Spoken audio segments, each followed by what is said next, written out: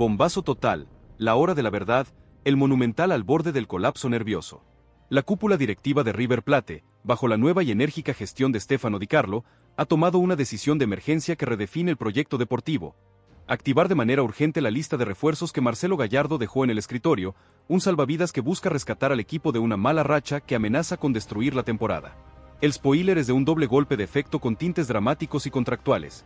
Rodrigo Garro, el mediapunta de la gambeta y el gol, es la prioridad de inyección inmediata para la creación, mientras que Claudio Echeverri, el diablito que se fue por la puerta grande, ya negocia su retorno traumático tras chocar con la realidad fría del Bayer Leverkusen. La directiva de Di Carlo está dispuesta a hacer un sacrificio financiero inédito para garantizar el regreso de la magia y la jerarquía. La pregunta que debe hacerse el hincha es obligatoria. ¿Puede la llegada de Garro y el retorno forzado de Echeverri curar la crisis de identidad que sufre el equipo, o es una hipoteca del futuro a cambio de una gloria efímera? ¿Aceptará Gallardo que su lista sea el parche de emergencia en lugar de la base de un nuevo proyecto? Suscríbanse ahora. Dejen en los comentarios si el factor Echeverri es la solución mágica y analicemos a fondo el quiebre político en el Monumental.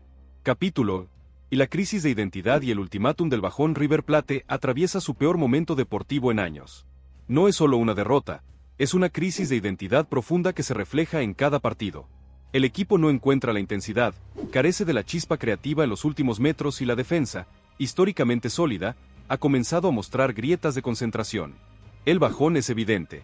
Pases sin destino, jugadores desconectados y una alarmante falta de reacción ante la adversidad. Esta crisis ha generado un ultimátum silencioso de la tribuna a la dirigencia. El hincha no perdona la falta de actitud. Los empates ante rivales menores y las derrotas inesperadas han encendido las alarmas en el Monumental. La figura del entrenador actual está bajo escrutinio constante. La sombra de Marcelo Gallardo se agiganta con cada resultado adverso. El equipo necesita un electroshock urgente. La dirigencia de Stefano Di Carlo sabe que la paciencia tiene un límite. La crisis exige una respuesta inmediata y de peso. No hay tiempo para experimentos, se necesitan soluciones probadas. La mala racha no es solo futbolística, es anímica. La identidad ganadora de River Plate se está desdibujando, y solo un golpe de efecto puede revertirlo. Capítulo 2. La nueva era Di Carlo y el pragmatismo sin escrúpulos. La asunción de Stefano Di Carlo como nueva figura de peso en la dirigencia marca un cambio de paradigma. El pragmatismo sin escrúpulos. Di Carlo no tiene el romanticismo de la vieja guardia. Él es un ejecutivo enfocado en el éxito inmediato. Su mandato es claro: garantizar títulos, especialmente la Copa Libertadores, cueste lo que cueste. La crisis deportiva del primer equipo es su primera gran prueba de fuego. Para Di Carlo, la solución pasa por la inyección de jerarquía y el respaldo total a la visión de Marcelo Gallardo. Aunque Gallardo no esté en el banco, su blueprint táctico es la única Biblia aceptada en los despachos. El pragmatismo sin escrúpulos de Di Carlo implica que está dispuesto a romper el chanchito financiero y a hipotecar futuras ventas para traer a los jugadores que Gallardo considera imprescindibles. Esta nueva era pone el éxito deportivo por encima de la estabilidad económica a corto plazo. Di Carlo es el ejecutor que Gallardo necesitaba para sus demandas más ambiciosas. El quiebre con la gestión anterior es evidente. Ahora el dinero está a disposición de la necesidad táctica. Capítulo 3. La sombra tutelar de Gallardo y la lista de la resurrección. Marcelo Gallardo, aunque lejos del día a día, ejerce una sombra tutelar ineludible sobre el proyecto deportivo. Su prestigio y su historial ganador le otorgan un poder de veto y decisión único. La lista de refuerzos que le entregó a la dirigencia antes de su partida no era un deseo, sino un manifiesto táctico. Esta lista de la resurrección es ahora el único camino que Di Carlo considera viable para salir del pozo. Gallardo, el arquitecto de la gloria reciente, entiende que el equipo necesita un enganche puro que rompa líneas y un delantero de jerarquía que garantice el gol. La lista se enfoca en jugadores que no solo tienen calidad, sino personalidad para vestir la camiseta en momentos de presión. La sombra tutelar de Gallardo garantiza que los fichajes no serán caprichos, sino piezas de un rompecabezas mayor. La confianza en el muñeco es total. El desafío es que Gallardo acepte que su lista se use como un parche de emergencia. Capítulo 4. Rodrigo Garro. El enganche de urgencia y la ruptura del muro ofensivo. Rodrigo Garro es el enganche de urgencia que River Plate necesita desesperadamente. El equipo ha perdido la capacidad de generar juego entre líneas, el famoso último pase que desarticula defensas. Garro, con su gambeta corta, su visión de juego y su letal pegada en tiros libres, es la llave para la ruptura del muro ofensivo. Gallardo lo identificó como el catalizador creativo, el jugador capaz de asumir la responsabilidad de la invención. Su llegada no es fácil. Su club actual, consciente de la urgencia de River Plate, ha puesto un precio alto por su ficha. La dirigencia de Di Carlo está negociando una operación relámpago que incluiría una parte en efectivo y la cesión de algún juvenil para abaratar costos. Garro representa la ilusión de un juego más fluido, más vertical y menos predecible.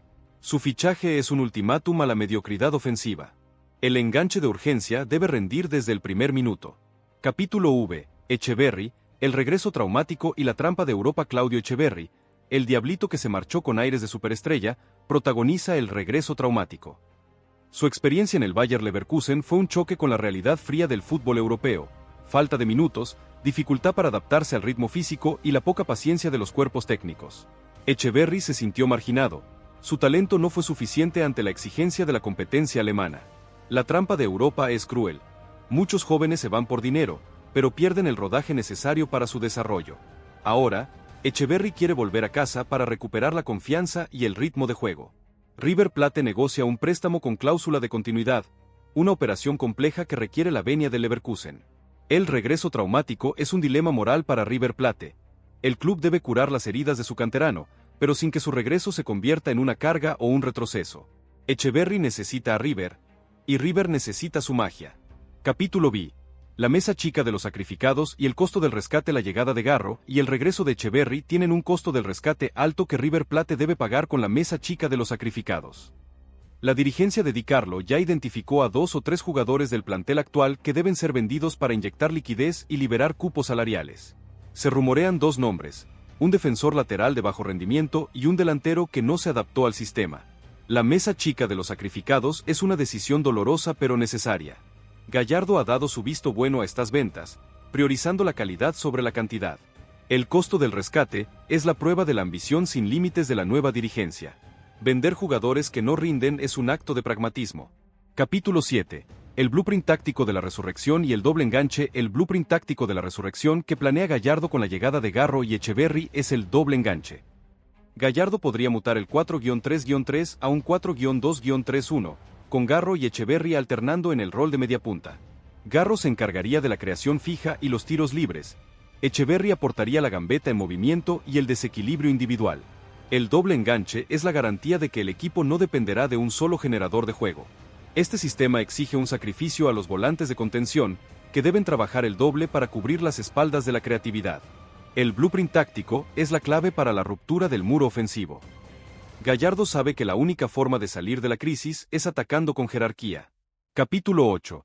El superclásico del mercado y el desafío a Riquelme. La filtración de la lista de Gallardo desata el superclásico del mercado. Boca Juniors, bajo la gestión de Juan Román Riquelme, se ve obligado a responder con un fichaje de impacto para neutralizar el golpe de efecto. El desafío a Riquelme es total. Si River Plate trae a Garro y recupera a Echeverri, Boca debe ir por una figura que eleve la vara. El superclásico del mercado no es solo por los nombres, sino por la narrativa. River Plate vende la ambición de resurrección. Boca debe vender la estabilidad de la cantera. Riquelme debe ser audaz y rápido para evitar que la narrativa del mercado se incline totalmente hacia el monumental. Capítulo 9. El factor emocional y la sombra del fracaso. Echeverri. El factor emocional es crucial en el regreso de Echeverri. El jugador vuelve herido, con la sombra del fracaso europeo sobre sus hombros. River Plate no solo debe darle minutos, sino contención psicológica.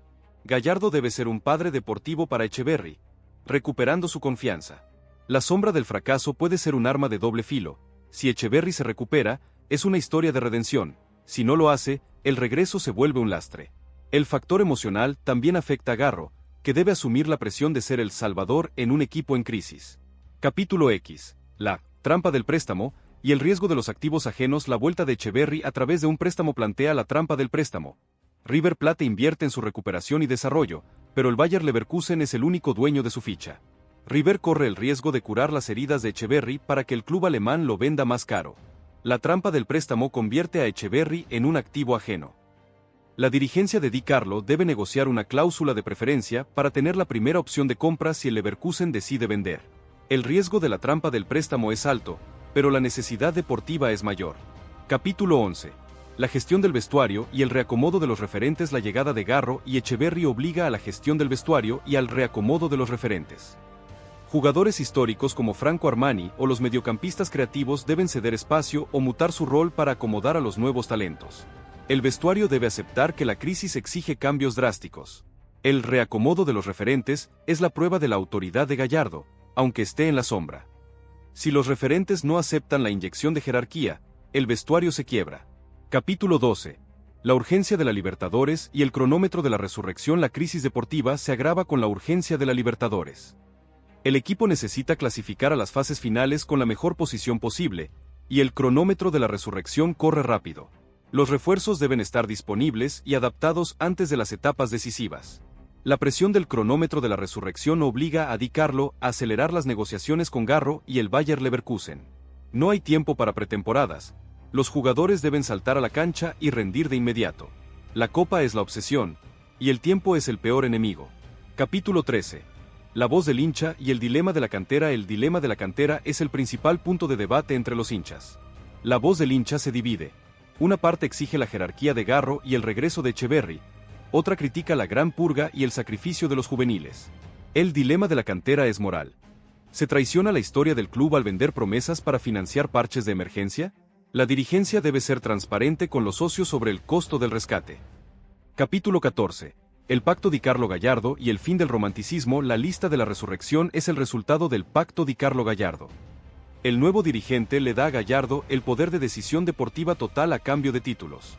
Este pacto marca el fin del romanticismo en River Plate. La nueva era es pragmática, sin sentimentalismos, enfocada únicamente en el resultado. El pacto Di Carlo Gallardo es la nueva ley que rige el Monumental. Capítulo 15. El juicio del mercado y la pregunta final. La llegada de Rodrigo Garro y el regreso traumático de Claudio Etcheverry bajo la sombra tutelar de Marcelo Gallardo es el juicio del mercado para la nueva dirigencia de Stefano Di Carlo. El pragmatismo sin escrúpulos es la apuesta. El final abierto de esta novela es la pregunta que la hinchada debe responder. ¿El doble enganche de Garro y Etcheverry será el salvavidas que cure la crisis de identidad y garantice la Copa Libertadores, o es la trampa del préstamo y la gran purga la hipoteca que River Plate pagará con el fracaso? ¿Es el regreso traumático de Etcheverry el inicio de la redención o el fin de una promesa? El Monumental espera, y el destino se define en las próximas horas.